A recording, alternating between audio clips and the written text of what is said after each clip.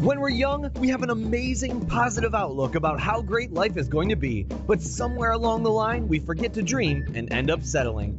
Join Up Dots features amazing people who refuse to give up and chose to go after their dreams. This is your blueprint for greatness. So here's your host, live from the back of his garden in the UK, David Ralph. Yes, good morning, world. How are we all? Do you know, I was listening to Voiceover Man there, and he said, here's your host, David Ralph. And I felt a slight excitement there for a moment. That's really bizarre. And it's not a surprise that I feel a thrill, because I get to talk to the most amazing individuals. And this guy today is amazing. And how do I know he's amazing? Because I've already recorded this once, and it didn't record for some reason. We had a belter of a show, and when I went to edit it many months ago, it just wasn't there. It was just me talking to myself. So fortunately for us, he's come back to give us a second go, and aren't I glad? Because he is someone who might at first glance be thought of as a minority group. He believes that sales is an honourable profession. Wait, I hear you say, surely I didn't hear the words sales and honourable in the same sentence. But our guest has since 2000 focused his time, passions and energies in the world of insurance brokerage, and has come out the other end hardened by the work he has performed. As he says, he was bloodied, bruised, kicked in the teeth, chewed up and spit out. But instead of becoming cynical to his work, he has instead developed a passion for helping others learn from his successes, mistakes, and backstory.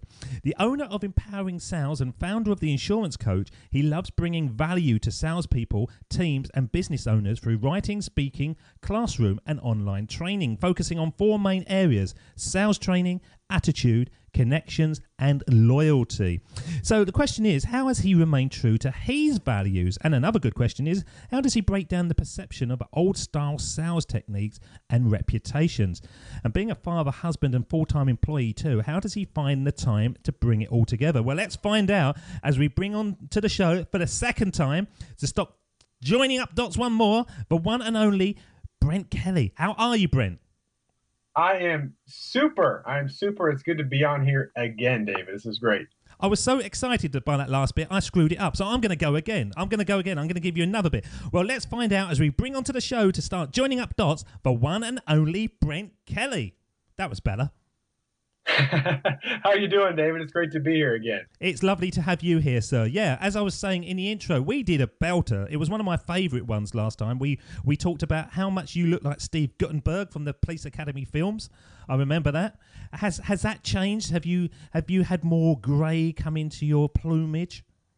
Yeah, I'm developing about 2 to 3 gray hairs a day. So I don't know how many days ago we spoke, but I've added some. But I may still have a Gutenberg look-alike reference. So, but hey, what are you going to do? It's good, though, that look, isn't it? It never ages. He is one of those people that when he's a 90-year-old man, and this is only relevant to people who grow up in the 80s. Everybody else is saying, who the hell's Steve Guttenberg? But for us, growing up in the 80s, he was a big name, and he had one of those kind of cheeky, timeless faces that I bet if you walked into an old people's home 50 years' time and this person smiles, you'll go, it's Steve Guttenberg. He's just got one of those faces. Well, I hope I can age that well. I'll do my best. You didn't know where to go with that, did you? I didn't know where I was going with that either. You're actually the first person that's ever given me that reference, but you're passionate about it, so I believe you. And I can see I do see the resemblance, so I know where you're coming from, but no one else has told me that. I had one guy at a wedding one time who came to me and said I look just like Ben Affleck, but I don't know. So I'll take what I can get. I appreciate it. I used to get Hugh Grant a lot when I was in New York and New Orleans. It's a kind of the English look, basically, and I used to get women come up to me, oh, you're Hugh Grant, and it used to be quite amusing to begin with, and then it just sort of grates on you for a while. So you're quite fortunate that I'm the only person that has this fascination with you. It may catch on now, so who knows? We'll see. With our 16,000 listeners, start bombarding him with Police Academy references. We'll put the links on the show notes at the end. We could ruin your life, but your life can't be ruined because it really is going great guns, isn't it? Since as I say, since 2000, it seems to me that you have truly found your path, and it's something that not only is right for you, but it seems to excite you on a daily basis. Yeah, it really does. It does. Like you said in the intro, I started in the insurance world, still in the insurance world, in 2000. So I've got 14 years. I used to be the really, really young pup, and all of a sudden years go by, and all of a sudden I've become more of a veteran in the industry. But yeah, over the last several years, I've kind of found a niche, a calling, passion, whatever you want to call it, into really helping other salespeople, especially within the insurance industry, but it could be other industries as well. And just trying to, put the outlook on sales that it doesn't have to be bad. Sales is a great thing. Sales is just transferring an idea to somebody else. And if you're excited and you're passionate and you believe in what you're doing, sales can be amazing, awesome, not just financially, but just emotionally, spiritually, whatever. It's a wonderful profession. So I'm out leading the charge, trying to fire up and help salespeople. And you're doing things in the right way, because I was in sales in London in the 80s, and pretty much there were no rules. You just had to get the sale. But now the world has changed, doesn't it? And there's compliance, and you can only sell products if they're right for the customer. So in many ways, it's harder for you. But if you do find that product that does fill you with passion because you think, hey, this is a good product, then it's a true win-win, which wasn't the case in the old days. Yeah, I think some of that has changed. I mean, again, I've been around 14 years. I haven't been, there's people been in the industry for 30, 40 years. And I mean, think of it. I'm amazed by the changes just in 10 to 15 years. I can't imagine the amount of changes that people that have been in sales for 30, 40, 50 years have gone through. But there certainly has been transitions, not just with technology, but just the way that consumers react to things. I think one of the biggest differences, and this is something I talk about a lot in my speeches and writing, is how the consumers have changed. That's been a huge difference. And, consumers now have the power. Think of anything that you've bought, at least I can think personally, and when I ask the crowd this, generally most people agree, is that anything that you buy, you pretty much look at reviews. And I don't know how many times have you bought something and then you go to your phone and look at the Amazon reviews on what it was. So consumers have power like they've never had before. So it's up to salespeople to figure out how they can utilize technology, not have it work against them. I'm actually against that because A, I don't have a phone, and B, I never read reviews. Because I always think that anyone who's taken the time and the effort to put something on is generally only going to say bad stuff. So I never read it. There might be reviews that are wonderful. And I'm sure on this show, it's full of reviews that are wonderful. And for anybody who is putting iTunes reviews and ratings, thank you so much. Thank you so much. I will go and have a look at them. But I'm always too frightened to see reviews in case I don't actually like what they say. I'd rather buy the thing and then find out afterwards. Yeah, you know what? I understand that. I think, and that makes sense. I think a lot of times with salespeople, or especially when you get to, I talk a lot about online and digital marketing and those kind of things. I have a lot of salespeople and business owners who really do fear reviews or fear the fact that people are going to be talking about them. And at least within the sales world, and this may be a little different from what you're talking about, but in the sales world, as I always tell them, I said, people are going to talk about you whether you're there or not. So if you want to be there to defend yourself, or maybe say, hey, I'm really sorry you had this issue, I'm actually listening, most times people will respect that. And what's really fascinating is that if you're doing things the right way, if you have a bad incident, and we all have those, every person, every salesperson, every business has something that goes wrong and the customer's unhappy, but you're going to have your other satisfied customers come to your defense. So it's really kind of a neat thing. And there's been some companies that do a really, really good job with that in listening to what their customers are saying, not only just to acknowledge it and see what's going on, but also, to be able to, interact and solve a problem if there's one out there. There was a fascinating article on the web this week. I don't know if you saw it. It was about a restaurant in New York. Can't remember the name. Apologies for that. But they had a survey, and they kept on getting surveys saying, oh, we take so long to deliver the food, and the food's cold, and blah, blah, blah. And they were thinking, I can't understand this. We've got more staff than we've ever had. We try our hardest. We're trying to deliver the best service we possibly can. Why is the surveys like this? So what they got an investigator to come in, and he said, the staff need training, and they went, no, they don't. I'm convinced that this isn't right. So what they did, they got the CCT, the sort of videotape, and they looked back at 10 years ago, and they monitored it. And a customer walks in, okay, that's a minute. Staff goes over, Right, okay, that's 2 minutes. They're at their table and they plotted the service all the way down. And then they looked at it now. And what it was customers were complaining not about the service, but the way they were actually working within that service. They would come in looking at their phones, the staff would come across and wait for them to finish their call, and then they would show them to the table and come over and say, you know, would you like to order now? And then the people were more interested in getting Wi-Fi in the place. And it was just adding on all the time. And then when they got the reviews, it was bad service. But ultimately, it was the way that the consumer operated within that was causing the effect. Now, that's fascinating, isn't it? Yeah, that is. That's I did not read that. That's really interesting. But it kind of goes back to, I think, just the way the consumers changed. I mean, the consumer, I don't know if to say it's more selfish, but in a lot of ways they are. They're all about themselves. And you know, they've got, I know you're not a smartphone guy, but most people are out there, and they spend more time on their smartphone than looking up and saying hi to the service person. So it doesn't surprise me at all. I'll tell you how not a smartphone person I am. Just before you came on the show today, you sort of emailed me, didn't you, to say, I'm running late, I'll be there at that time. And yep. I thought, okay, I'll kill a few moments. And I went on Facebook, and it was the same thing as well. And I couldn't quite work out how you did an email and Facebook. That's how sort of lack of technological advances I'm in at the moment. How did you do that? Was that just I've got a really easy answer for you. It's called copy and paste. That's what I did. I emailed. I thought, I don't know if he checks his email, so I just took the message on my phone and copied it and pasted it to the Facebook message. So that's what I did. It's pretty technical. I'm pretty savvy, aren't I? I'm disappointed by that answer. I thought there was going to be some wow factor. I know. I wish I had a better answer. Sorry.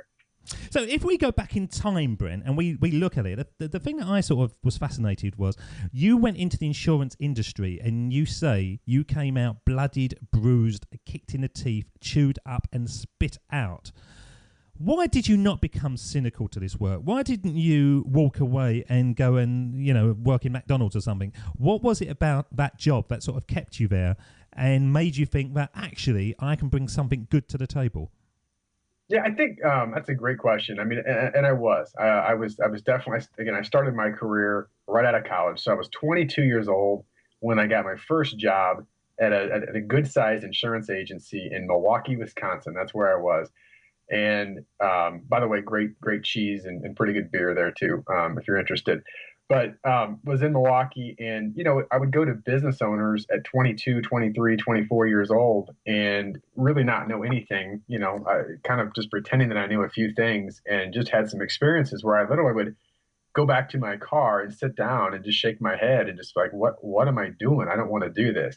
I would say the two things that kept me going and why I wanted to keep pursuing it was, number one, the opportunity. The reason why I really do love sales, and this is in the industry, is the fact there really is no ceiling. I mean, your value is your value. Whatever you bring into a corporation, or if you're an entrepreneur for yourself or your own business, is what you bring. You control your destiny. And that was important to me. That's just kind of my personality. That's not for everybody, but that was my personality. So the opportunity that was there is something that always kept me, you know, not only in insurance sales, but just in sales.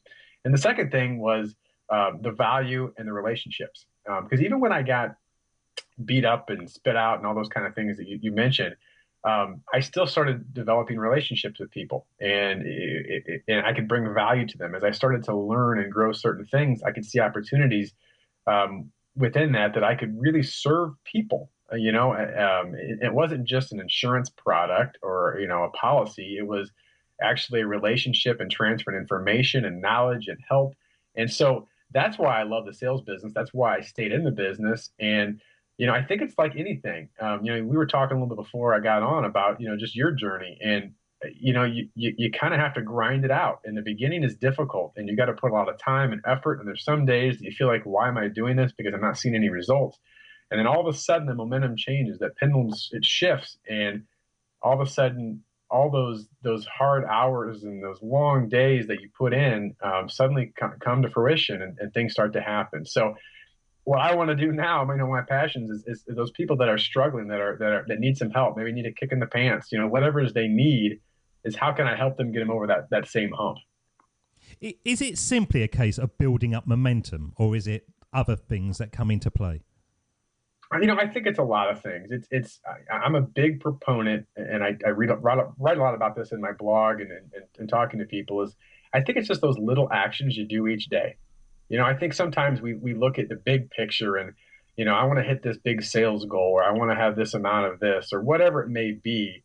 And really, it's just those little things you build each day. I mean, with any business or any process, whether it be as a dad or a friend. I mean, there's things. What can you do each day to get a little bit about better of what you're trying to accomplish? So, I can tell you in the insurance sales business, it's, can I learn something new about the business each day? Can I learn how to better communicate with my audience? Can I learn how to write a better email? Can I learn how to speak better on the phone? Can I learn how to, market every little thing? And so it's not all going to happen at once.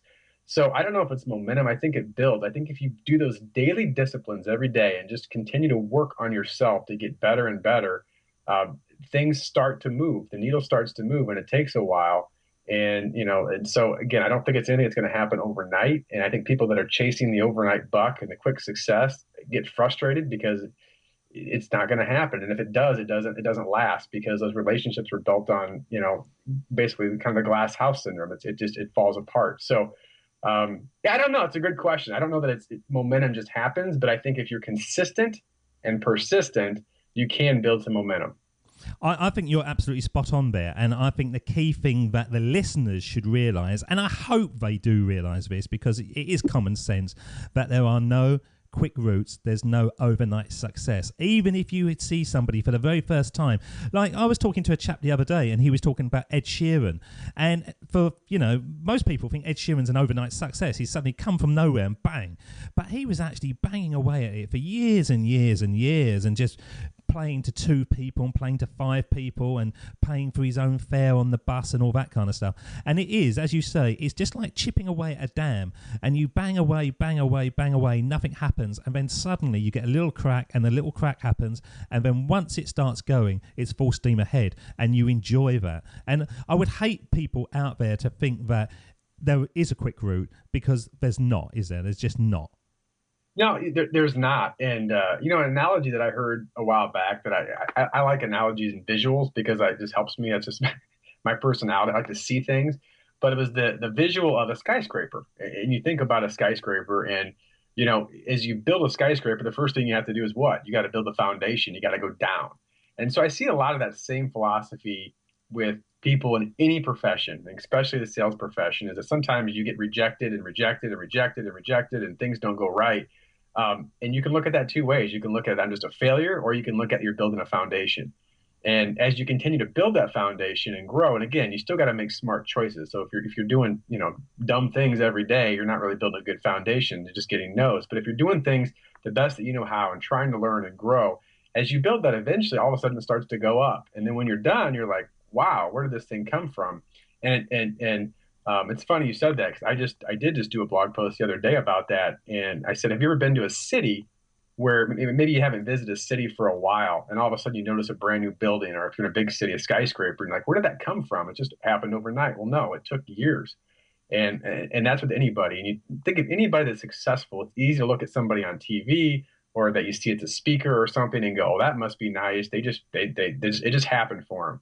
And if you study successful people like I have, I mean, you just don't see that. I mean, they've had years of grind and sweat and working hard and working smart to achieve that. And so I think people just got to be realistic when they're trying to grow whatever it is they're trying to grow, that it is going to be those daily things you do every day. And it's not always going to be pretty or perfect. But if you've got a mission, if you got a passion, you got a goal, an end goal you want to get to, it'll happen if you just keep plugging away. I suppose the thing is, if you look at an autobiography, it's 350 pages. It's never going to be the first page, oh, this was easy. There's going to be struggle. And that is what joins up the dots, isn't it? That's what makes it interesting. But I suppose you do have to start out on something. Or do you? I'm going to throw the question out to you. Do you actually have to start out on something that fills you with passion? Or can you build something that starts to fuel your passion? I think I would have answered that question a while back. Oh, because you hear you got to do what you love and do what you love. I just heard something from. Are you familiar with Darren Hardy of Success Magazine? Yes. He's talked about this before too. And I think he has a great point about why people work. and what they, what they're doing. And most people focus on the what, the what they do. So if I could do this for a living, if I could do that, that's my what, and if you're fortunate to have a business or a job that you do that you love, the what, that's great. But not everybody has that. And that's okay, because it's not always going to be everybody's place. You may have different reasons. You may have a who. Maybe you go and do something, you could dig ditches, but if you dig ditches every day because you're going to go support your child who you love and want to do that, and you work with that philosophy of I'm working for who, that may not be a passion, but doesn't mean you can't be great at it. So there's lots of different, you may have a mission to do something. Maybe you want to do something, change the world, right? I'm going to go do this thing in Africa and help. And the cause might be the reason why you're doing it, but the actual work might be terrible. So, I think people that just say, well, you got to find what you're passionate about and do what you love. As long as you do that, you're going to be fine. I don't think that's true for everybody. And I probably would have before thought, oh yeah, you got to do what you love. I think it depends how you phrase what is it you love. So, the end result again is why you're doing it. And so, what is that? And I think to go on with that, I'm kind of rambling on here, but whatever it is you do, whatever mission and purpose it is that you're doing, as long as you do it with the intention and purpose and reason and do with all your heart, opportunities, kind of back to join up the dots, things happen. I mean, it amazes me, David, sometimes that, you get people that, let's use an example of working in a restaurant, and you have a waiter who you can tell doesn't like his job. And a lot of waiters don't, I want to be a musician. I don't want to be a waiter. And so they're grumpy. But the thing is that people are watching. Everybody's watching. And so if you're a waiter and you do your work with excellence, even though you don't like it and you don't have a purpose of being a waiter the rest of your life, you just never know who you're going to meet and run across and say, now that's the guy. He may know nothing about this, but that's the kind of guy I want on my team.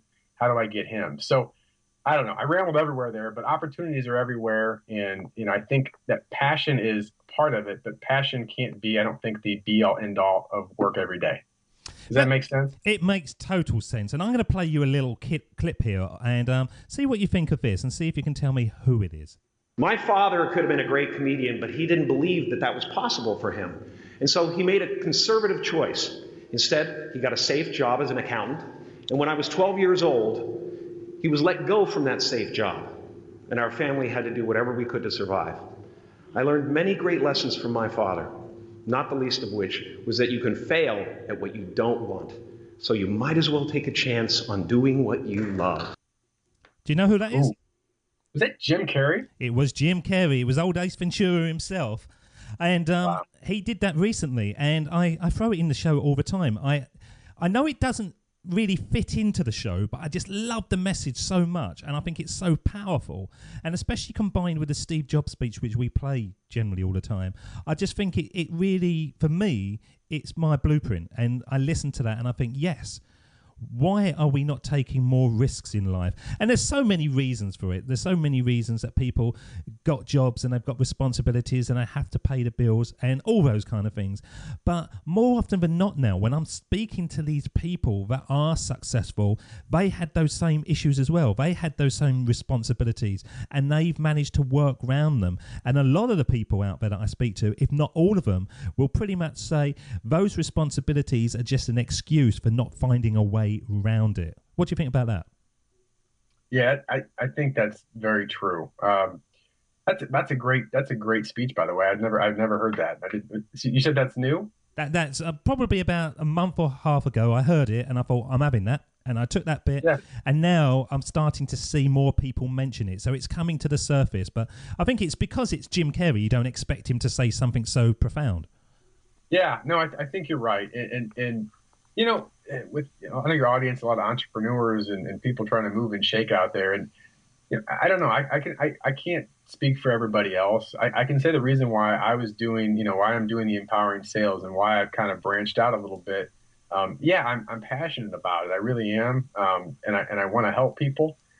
But the reality of it is there's a lot of times, even still today, to where I'll wake up and I'm like, why am I doing this presentation on top of what I'm already doing, or preparing for this, or doing this? I don't have to, I can just be comfortable and keep doing the insurance thing, and it's a great business and there's good people and But why am I doing this? What's driving me? And there's something internal. There's just a fire kind of in the belly that, like I said, I don't like every task that I do in relating to some of the sales training. It's been a process. It's been learning.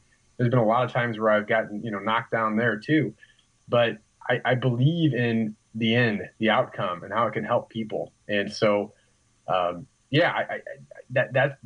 what drives me. I think when you study successful people, entrepreneurs, there's always there's something inside that's driving them to do stuff, because let's face it, and you can test this too. There's a lot of days there's just some tough work that's not a lot of fun, but there's a mission and a purpose behind it, so you're gonna get through it. I would say that the job I'm doing now, I would say 30% of it is absolutely unbelievable, and 70% is just dire. I'll be honest. And I say the conversations and doing the show, I love beyond anything I've ever done. Can't get enough of them. But all the other stuff I need to do to prepare to make the show seem effortless, that's the bit that I don't look forward to. And I have days when I think, I've got 9 hours of doing this, but I know I've got to do it. And I know I've got to do it to be able to produce the shows. So there is a payback, isn't there? Yeah, there is. I mean, I've done some different presentations in speaking. I'm still kind of new to that profession, and I did a keynote presentation about 2 months ago or so, and I did a huge amount of preparation for that, because it was important. I wanted to be really, really good, and so from the outside, people are going to see a 90-minute presentation, so that was really good. But from my side, I spent hours and hours and hours and hours prepping, and that wasn't fun. I mean, it was work. And but that being said, when I was done, I had the biggest feeling of accomplishment you could ever imagine. And I think that's what makes it work. It's just that it's the emotional level that I did something that mattered and I helped somebody. And so that hard work before that is just part of it. You got to deal with it. And that's a key part, because I'm sure when you were doing that presentation, the reason that you prepared so well was that you were scared of failing. So how did you overcome that? Was it just simply by really knowing the nuts and bolts of it, back to front, upside down? Or was it the case of, right, what's the worst that's going to happen? Yeah, I think I will definitely admit that fear of failure was a big part of my drive for any type of presentation or whatever it be, whether it be a big presentation for an insurance client or whether it be a keynote presentation in front of a group of people. There's always that feeling of I don't want to let anybody down. I want to do my best. And I can tell you the biggest thing for me with fear in that, it really is it's preparation. I mean, if you are prepared inside and out, and have trained yourself to be ready for it, you're not going to be ready for everything. Things are going to happen. That's life. But the more prepared you get, the more confident you get, and the more confident, the better it goes. And the audience gets more out of it. And so for me to overcome that fear, and I was scared to death. I'm not going to lie. I mean, I really was. But once I got up there and started that presentation, I was extremely comfortable because I'd been through it so many times in my mind. And if I hadn't had that, I would, you can get lost pretty quick and it can go downhill. So I think fear was my motivation, and then preparation was what helped me get through that fear. Fail to prepare, prepare to fail, as they say. That's right. So are you somebody that now that you're overcoming the fear, because it is a part of the journey, isn't it? It is a part of the stepping up to the plate and swinging and missing, and occasionally you hit a home run and realize that you've got to take those shots to become successful. Do you embrace that fear now? Do you look at that and know in your heart that the reason you're scared is it's something that's out of your comfort zone, and by conquering it, you're actually stepping forward and you're moving on with your journey? Or is it still something that you think, oh God, I really don't want to do this. I'd rather do anything. I'd rather sit on the sofa and watch Netflix and do this, but you still get up there and do it? Yeah, I still have fear. I mean, certainly still have fear. I'll tell you what I told somebody a while back. I said, because he kept saying, well, you're doing this and this. And I said, my fear, I guess if I look at fear, my fear of, I don't know if I want to say missing my calling or doing something important or however I want to describe my fear of not taking a chance. I guess I'll phrase this. My fear of not taking a risk outweighs my fear of that risk. Does that make sense? Absolutely. That's where I got to. Whereas the fear was more the fact that if I don't do this, I only get one shot at life. I only get one chance to one go around at this thing. And so I don't want to be looking back at 60, 70, 80 years old and go, I wish I should have just done that. Why didn't I do that? I know I wanted to do it. I never even tried. I wouldn't even know if I could do it because either you fail or you don't. I don't even know if I was going to fail. So that fear of, again, that fear of not taking the risk outweighs the fear of the risk itself. Well, what was it that somebody else said, that if you don't do it, what's the worst that's going to happen? But if you do it, what is the good that's going to happen? Or something like that. So effectively, if you don't do it, nothing's going to happen. But if you do it, well, then you've got opportunities. Things might come your way. Yeah, absolutely. And I think that's the thing, too. You kind of get more comfortable with the fact that you're going to fail. And whether it be a big failure or a small failure, who cares? I don't know. I mean, I've talked to entrepreneurs before. I've done some things on my own because I do a lot of business insurance. And so I have a lot of small businesses or startups, and those that fail will come off and then kind of have their head down and be like, yeah, I got to cancel this. I didn't make it. We're going to close our business. And they just feel it's kind of like a loss of a kid. It's painful. And they're somewhat embarrassed to tell me. And I always talk to them. I said, listen, you took a chance that 90% of the population will never take. You went and tried it. And maybe this one didn't work, but the next one might. And so, just keep going, and maybe you got to go back and get a safe job, so to speak, for a while, but don't take your eye off the ball. And so that's just kind of where I've gotten to, is that who cares if you fail? Like I said, what's the worst that's going to happen? At least you tried. I was speaking to somebody the other day, and he was absolutely convinced that 5% of the world's population are movers and shakers. 80% are in the comfort zone and they're just not shaking the status quo and just accepting their lot. And the other lot are kind of in the middle as they're moving forward to success. That's not a lot, is it? That's not a lot out of all the people on Earth. And I've heard stats before about only 1% of all the people who have ever stood on this earth have actually left their mark in a positive way. The majority of us just come and go and nobody will remember. That terrifies me, that.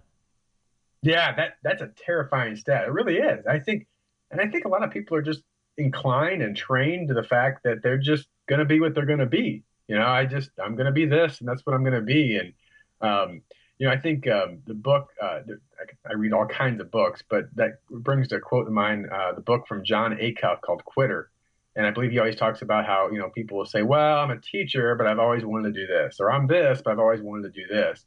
And how do we get rid of that but and say, well, just go try it then. Go do it. And, well, I really can. And but why? What's really stopping you? And so I think that's where most people get stuck, is I think everybody, I don't talk to many people they don't have some type of vision or idea or thing that they can do. It's just that most people don't do it. This is the only thing in my life, I'll be absolutely honest with this, that I have a vision. Everything else I've ever done in my life was just reactive to what was around me at that time. Somebody would say to me, there's a job going around the corner. How much is it paying? Right, okay, I'll go for that. This is the only thing that I've ever started right at the very beginning, and I'm going to see it through to the end.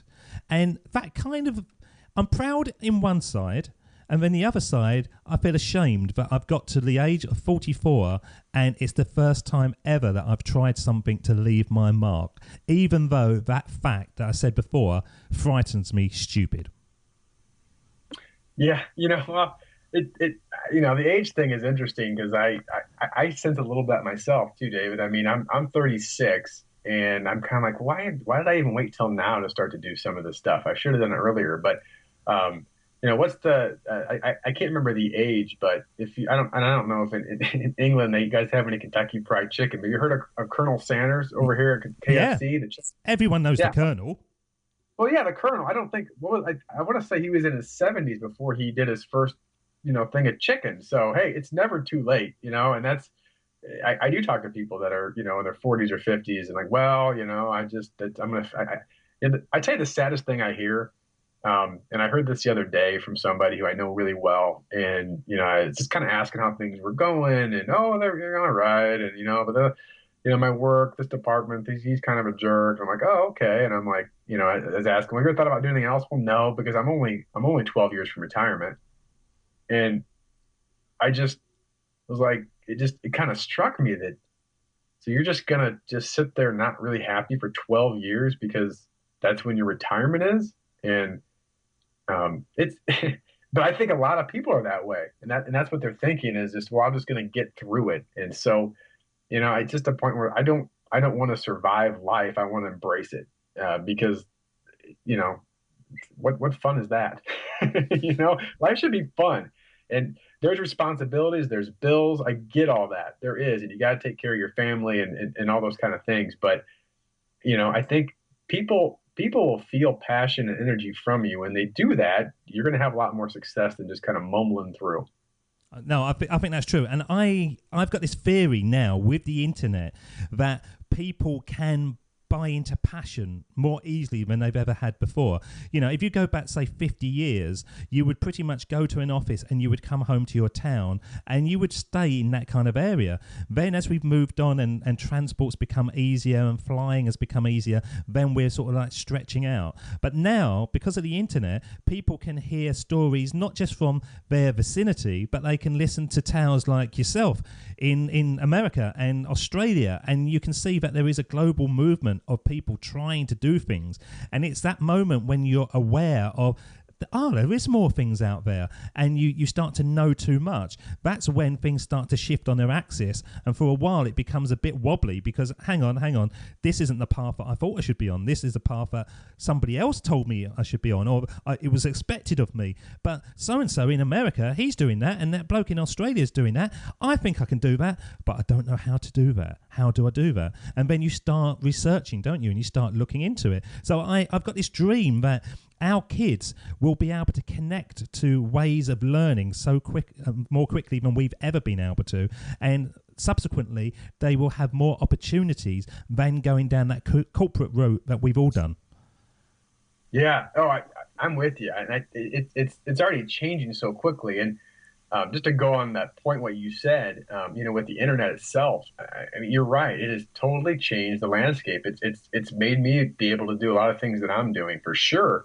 But I think the cool part is there's really three facets that I think of with the internet and how it helps people from, whatever you're trying to start a business or, have a mission or a project or whatever it is you want to do, is that, like you said, that the information and knowledge from the internet. I mean, take podcasting. If I want to learn if I have no idea how to do a podcast, I can, through the internet, get as much information as humanly possible in just a matter of minutes. And then it's a matter of downloading that and then accessing and spending however much time I need to read and learn and research. So you can do all that from, your laptop.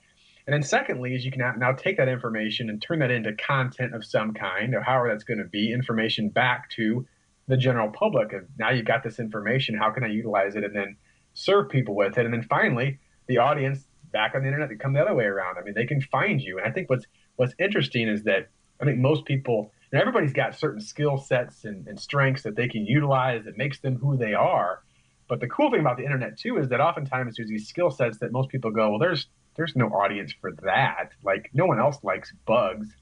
And then all of a sudden you start writing about bugs, and there's this like niche, passionate followers that are like, man, I like bugs too. I'm glad someone finally is writing about this. And it just, some of the niches that are out there on the internet are just amazing. And then these cultures and that they build up into their own little world.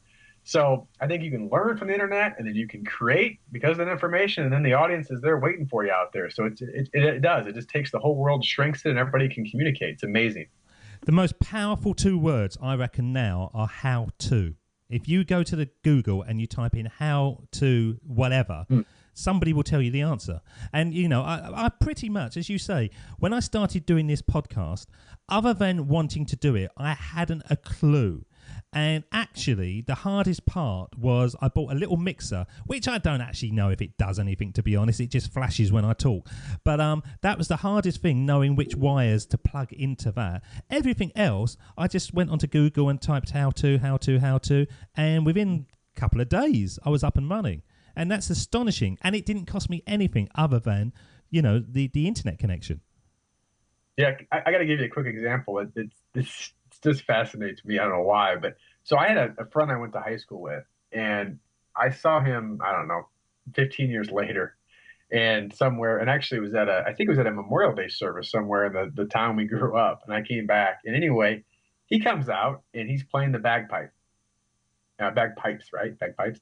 And so, and I'm watching him. He's out there playing the bagpipes and marching around. And I talked to him afterwards. I'm like, how'd you learn to play the bagpipes? Like, what are that? He's like, well, I've always been fascinated by the bagpipes.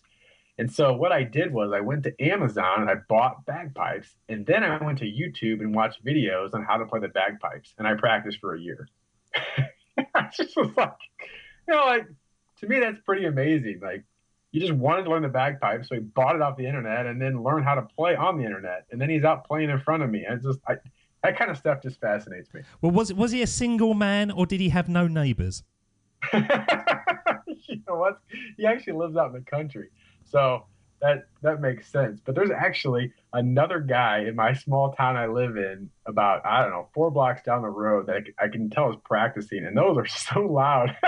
So he only plays for a little bit here and there, but I always chuckle when I hear him. They are, but they sound like someone's molesting a donkey, aren't they? When that is the kind of noise it makes. They're powerful for sure. So what I want to do, I want to play the Steve Jobs speech, but then I want to ask you a question I've been asking all the guests on the show recently. And so I'm going to play this, ask your feelings about it, and then I'm going to ask this question that's coming up. This is Steve Jobs. Of course, it was impossible to connect the dots looking forward when I was in college, but it was very, very clear looking backwards 10 years later. Again, you can't connect the dots looking forward. You can only connect them looking backwards. So you have to trust that the dots will somehow connect in your future. You have to trust in something, your gut, destiny, life, karma, whatever, because believing that the dots will connect down the road will give you the confidence to follow your heart, even when it leads you off the well-worn path, and that will make all the difference. Is that true to you, Mr. Kelly? Absolutely. Absolutely, 100%. I love that speech. What is the truth to you? Where do you get the faith, the trust, or is it just the whole thing that resonates?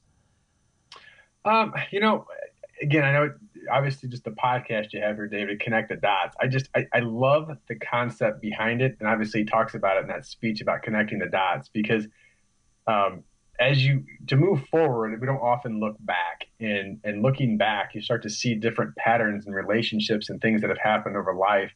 And suddenly it helps clear up, the present, and then give you some hope for the future. And so I just love the fact that looking back helps us propel ourselves forward. Now, if you went right back in time when you was a little kid, one of the things that has been coming up time and time again was the passions, the things that really excite you now. You could almost link back to a 5-year-old. So when you was like a little kid, what was the things, were you fascinated with writing and speaking and learning and doing all those kind of things? Is there elements of what you're doing now which is your true inner self that's always been there? Yeah, I think, there is. You learn things as you go along. I've always been interested in learning new ideas and things, and I've always been a little bit probably out of the norm. I wasn't maybe a rule breaker, but I like to kind of do things my own way. So those things were pretty common, and I like to have a good time and have fun. So that just my personality. And as far as talking goes, yes, if you ask I know you're not going to interview my father, but if you did, he would definitely second the notion that I like to talk. There was many times I think I would just talk and he would shake his head and respond yes, but I think he quit listening about 20 minutes into my conversation. So I've always been a bit of a talker.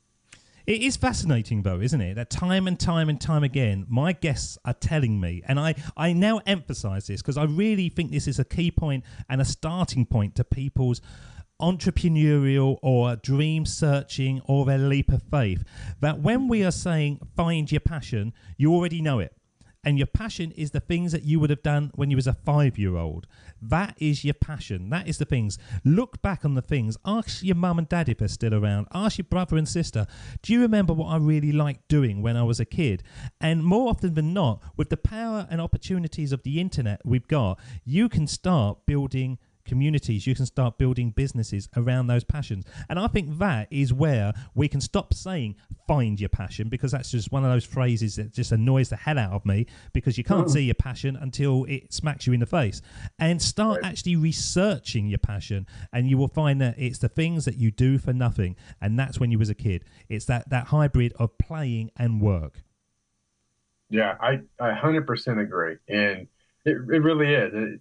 It's a great point. I mean, you just think back when you were, like I said, you said 5 years old. I mean, think back when I was 10, 12, 15 years old, and the things that I enjoyed to do. And it does. It helps cement for who you are today. It's a great thought.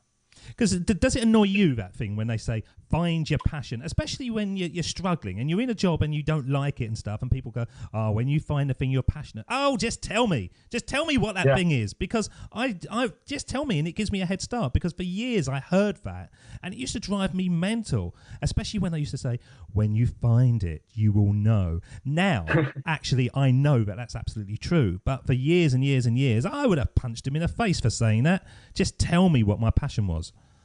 Yeah, I'm with you. I'm still, I mean, I'm 36. I have a pretty good idea of what I like and what I don't like and where things are going. But there's still so many things that can happen in the future that I don't have just one direct course or passion that's going to be the only thing I'm ever going to do.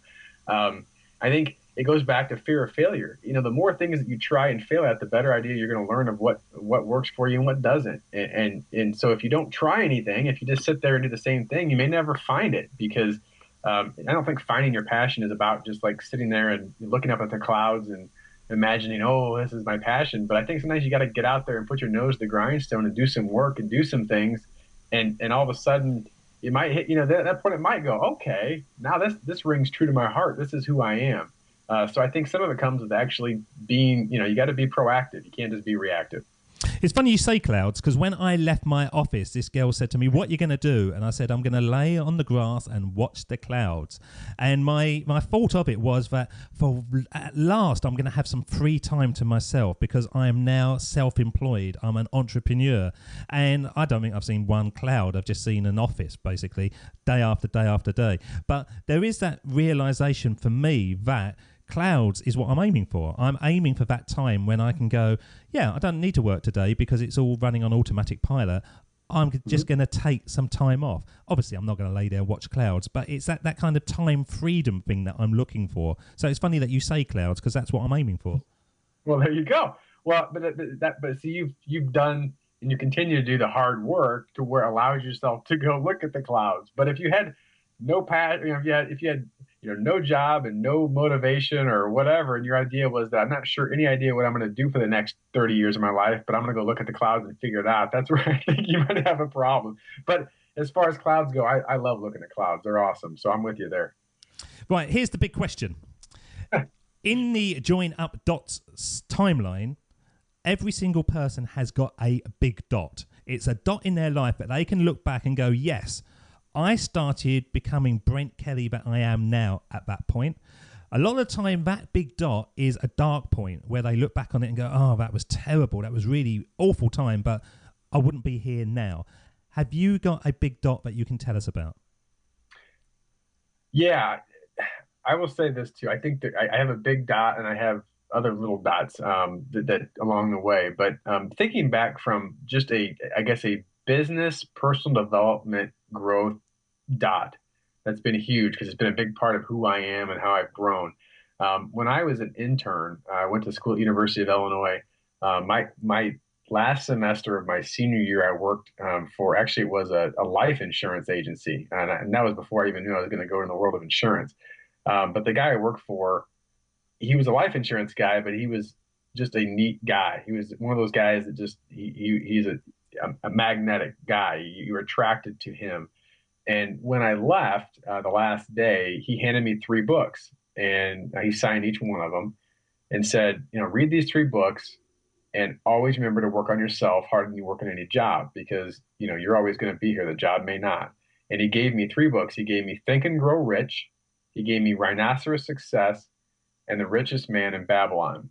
And that became the start of when I started doing my reading and personal development. And that's really been the key for me in my career and my business as I grow, is I love to consume knowledge out there. So that was a huge dot in my life. One of my dots was Think and Grow Rich as well. And I've got it on the shelf. I'm looking up at it now. And it's an amazing, amazing book. Quite old, a little bit boring in places, but it's worthwhile reading, isn't it? Yeah, it's great. And if you're a Napoleon Hill fan, for listeners out there, there's a couple books that I think that he's written that I actually like. Well, I don't know, one I like more, one I like somewhere. But in sales, there's one he wrote in 1939 called How to Sell Your Way Through Life. And it's not just a book on sales, it's a book on everything. But How to Sell Your Way Through Life is amazing by Napoleon Hill. And then his other book, and again, I just listened to an audio, Outwitting the Devil. And I think that just got released a few years ago. It was hidden in the vaults for many, many years because he gets very adamant against as far as certain educational systems and religious institutions. So I think that's why it was in the vault. But the book was really neat. So just a couple little hidden gems your listeners may want to check out. And did you find the secret in Think and Grow Rich? Did I find the secret? They say that the secret is on every page, they say, don't they? Yeah, I must have not found it very well. But it's a great book. I mean, it's been by far one of my favorites, and I go back to I try to read that about once a year, if not every 2 years, but it's phenomenal. Just before we send you on the Sermon on the Mic and we send you back in time to speak to your younger self, I just want to put you forward. And where's the plan now? Where are you going to go with the insurance coach and empowering sales and everything that you've got on your plate at the moment? Yeah, the next year or so here, I've got a lot of plans to do some more speaking engagements, really try to continue to grow my network, build my blog. And so it's going to be a lot of a lot of the groundwork again is coming up with new ideas and content and be able to share that with an audience that I think is ready to hear some different sales philosophies and ideas they've heard in the past. So I'm excited. I'm fired up. I've got a few different engagements already lined up and they're starting to grow. So it's kind of building that momentum that we talked about earlier. And will there be things in there that scare you? Every day. Every day. It's one of those things where, and I post a lot of inspirational quotes, but, I mean, I like the quote, if it doesn't challenge you, it doesn't change you. Same thing goes with fear. Like if I'm not scared a little bit of doing something, then if I am scared of doing something, it's probably worth the doing. If I'm not, I probably shouldn't do it. That's kind of been my new philosophy. So I just like to push myself out of my comfort zone and then see what happens. And that is why you will be successful. You're already successful, but you will be even more because that's the key thing, isn't it? Fear roots us, and conquering that fear gives us a chance. Absolutely. So let's put you on the Sermon on the Mic, and this is a bit when I play the music, and while it's playing, you're transported back in time to have a one-on-one with your younger self. And if you could go back in time and step into a room and see the young Brent Kelly, what would you say to them? So I'm going to play the music, and when it fades out, you're up. And this is the Sermon on the Mic.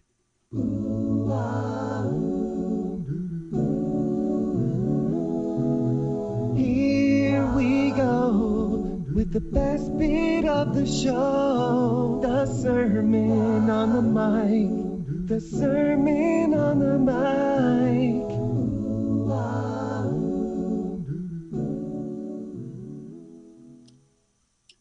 All right. Well, if I had to go back into time and talk to myself and give myself some advice, there's 5 bits of information that I would tell myself that could apply